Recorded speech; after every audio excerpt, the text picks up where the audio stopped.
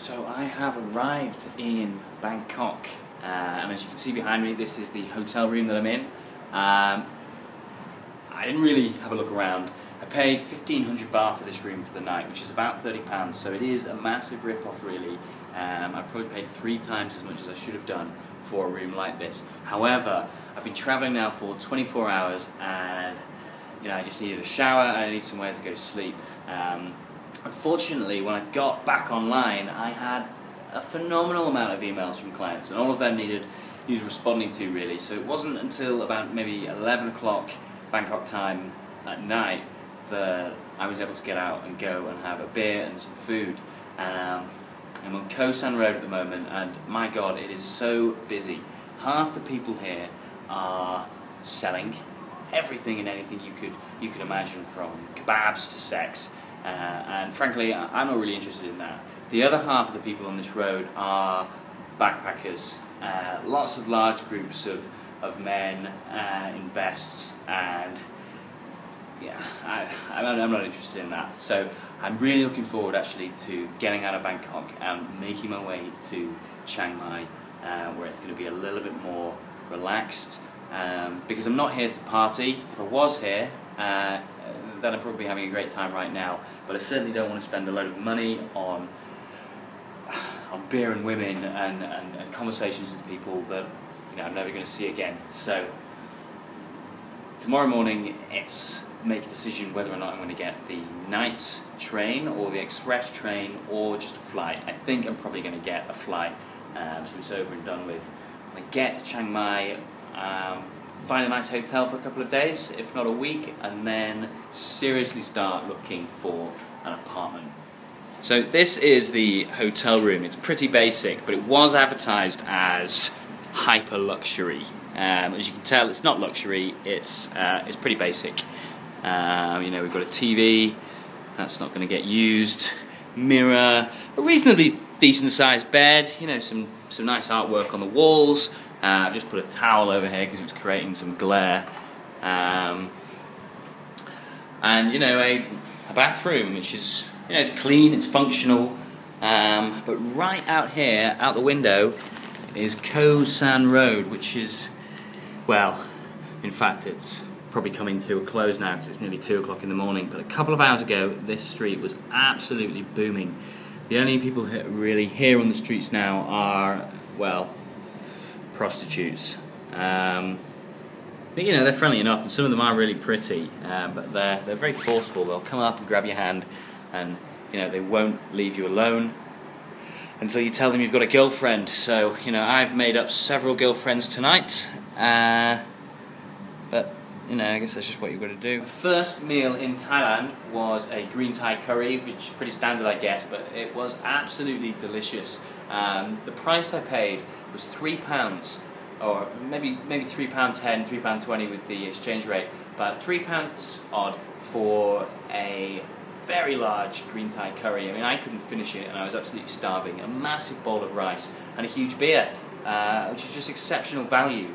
To give you another idea of the kind of prices over here, check out the minibar.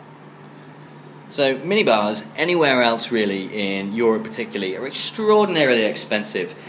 This is pretty basic. It's got some beers, some cokes and some water, but the price of a beer is 70 baht. I don't know if you can read it there, the light's not great. It's £1.20 for a can of beer in your room. And I suspect you probably pay 5 times that in some places. So I'm going to drink this, get off to bed, and tomorrow make my move up to Chiang Mai. So it's my first night's sleep in Asia. I thought I'd probably be more excited actually about being here. It still doesn't feel real. Very, very surreal. And I think Bangkok was probably a bit too much for me today after having travelled for so long. I've not slept now in coming up to 48 hours. So really, really tired. And just seeing so many people outside partying and very much on a different wavelength to me at the moment. All I really wanted to do was just get some food and get to bed. So hopefully tomorrow I'm going to feel a little bit more up for it. The plan tomorrow will be to get breakfast. I'm going to try and eat a lot of Asian food when I'm here and avoid Western food, but I do love English breakfasts and American breakfasts. There's a hell of a lot of them on offer here, so I'm going to do that tomorrow. Have a traditional English breakfast, and then I've got a few hours of work to do before the UK wakes up, and hopefully be able to catch up on a lot of the stuff that I just haven't been able to do over the last couple of days. It still doesn't feel like I'm really here, I guess. I feel like I'm kind of going through the motions. When I was travelling, it seems to just be go from one mission to another, one gate, get on the bus, get on the coach, get on the trains, and then the planes, of course. And it wasn't really clear in my head, why I'm doing this. Obviously intellectually I know, but emotionally my body still hasn't catched up yet. Yeah, so hopefully tomorrow will be the first day in Asia, and hopefully I feel a little bit better about it, because at the moment I wouldn't say that there's doubts coming through, but until I get to Chiang Mai I still very much feel like I'm in transit, and I just want to get there now. So tomorrow, do a bit of work, do a bit of food, and then get up to northern Thailand. That is the priority. So more updates from me tomorrow. Bye.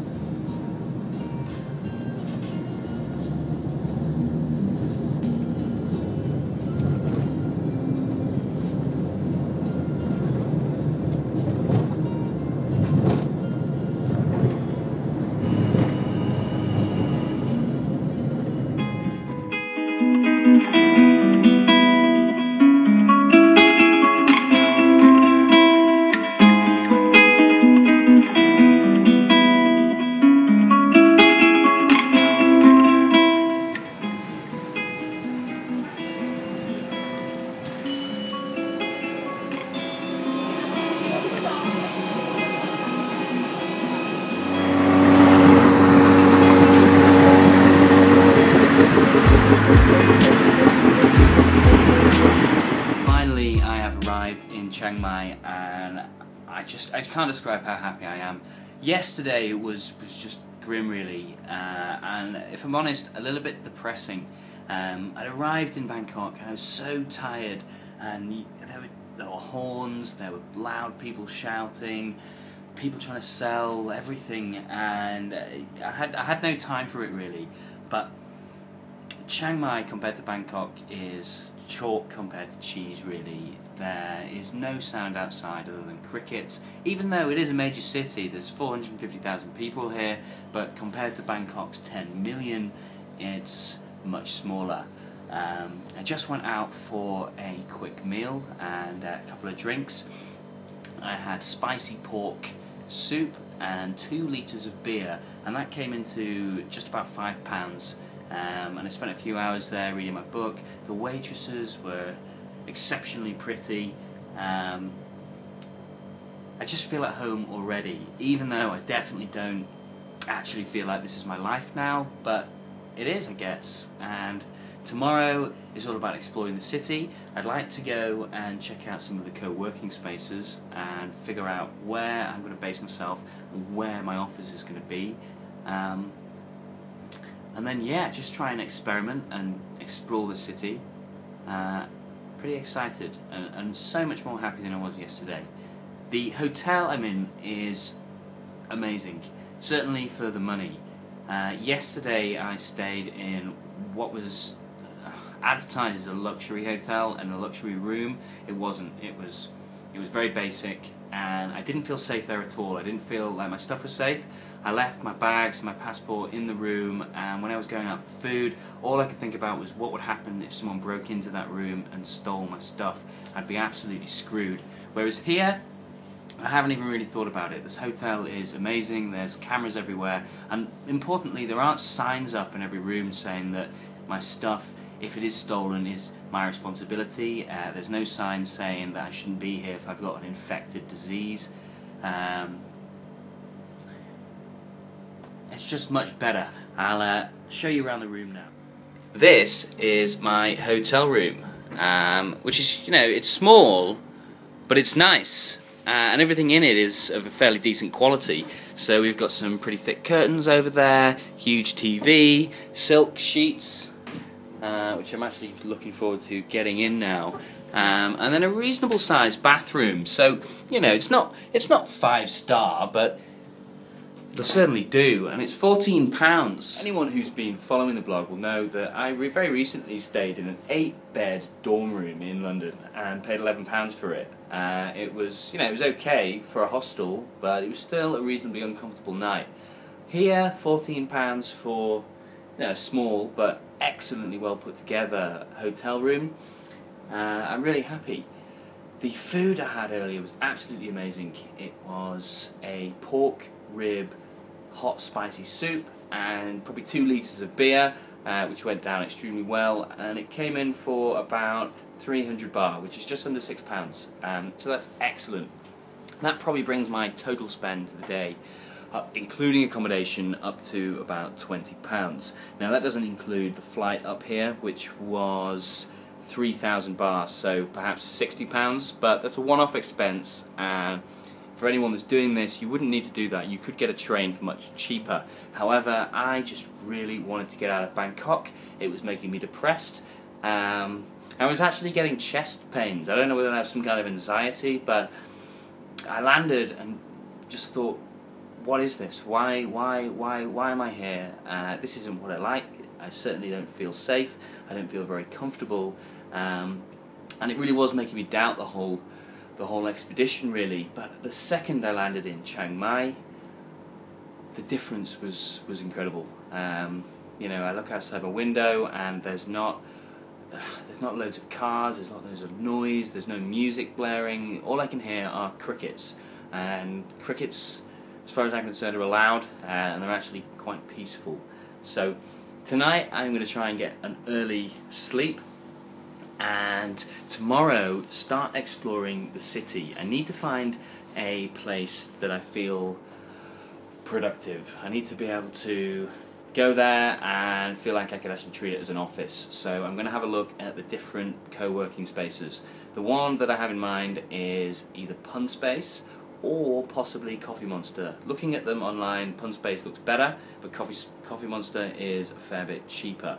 So, you know, we'll see. However, I have noticed when I'm walking around, there's advertisements for co-working spaces all over the place. So people are obviously making money, and I'm going to check them out and see who's got the best deal, and most importantly, which has the best atmosphere, the most conducive to work, because I do need to keep reminding myself that this isn't a holiday. I am still working. It's Thursday, it's a weekday, and it's a weeknight. So I really should be in bed. But I'm going to try and edit these videos together, and from now on I want to put up a video every day. Okay, so slight change of plan. I just started to edit the videos together. And I got the urge to go out again, I guess. So I'm now walking down the street. This is the road that I'm living on. You can sort of see the hotel behind me, which is really nice. The light's not great though, so I do apologise for the grainy image, but it'll have to do. I'm hoping, not knowing anything about the licensing laws in Thailand, that there's going to be somewhere that's open. I want a comfortable seat and somewhere with Wi-Fi, hopefully. Sawadika. Yeah, I think that means hello. But which brings me to another point actually. Tomorrow I'd quite like to look for a language school, because learning the language is essential really. It's going to give me an edge, and I like edges. Yeah, make me feel like I've got a bit more personal power here. So that's what I'm going to do. Anyway, off to find a bar and finish these videos. Speak soon. So the tuk-tuk drivers say bars are open, and the locals say they're closed, which probably proves a point about tuk-tuk drivers. I have heard that many of them, or most of them, are con men really, and not to be trusted. Having said that, I did get a tuk-tuk from Chiang Mai airport into the city, and it was a really friendly guy. He charged me 100 baht, probably for a half an hour ride, which is £2. Again, excellent value. But I was probably lucky there. He could have very easily said, no, here's one now. No, I'm okay, thank you. I'm walking. No thanks. Yeah, in fact, the only people that have been trying to sell to me in Chiang Mai are tuk-tuk drivers. And other than that, I haven't been hassled at all, which I really like. I really must stress how at peace I feel in this place. I just feel so much safer, more comfortable, and at home really. As expected, there was no bars open, but what there was open was quite a few 24-hour coffee shops, and that is something that I thought is missing in the UK. Definitely in Sheffield, all the coffee shops close at 7 o'clock, which means if you want to go out and you don't want to be in your house, really you have to be in a pub, which isn't great actually. So the coffee shop was, you know, filled with young students. It was 1 o'clock, a lot of them were working, everyone on their laptops, and it was great. I could have been there for a few more hours, but I was quite aware that if I was to drink any more coffee, I wouldn't get much sleep, and I'd probably get up later tomorrow, and it's an important day, really. I need to find somewhere to work, and make sure that all my clients are happy. So far, I don't think any of them have really noticed that I've moved to Asia. I certainly haven't told them, and I don't plan to. So I guess we'll just see how it goes, but all in all, compared to yesterday, I just feel over the moon really. Yesterday was depressing, and today, you know, quite the opposite, elating, I should say. Yeah, very pleased. So it really is time for bed now. It's about 2 o'clock. Probably about 10 PM UK time, maybe 9 PM. But yeah, the tiredness is starting to catch up, so it's time for me to sleep in these beautiful silk sheets, and I'll be updating the blog tomorrow with this video and try and get a few more up. So we'll see what happens. I have no idea, but definitely keep checking in. I'm sure it's going to be fairly fun. Bye. Night.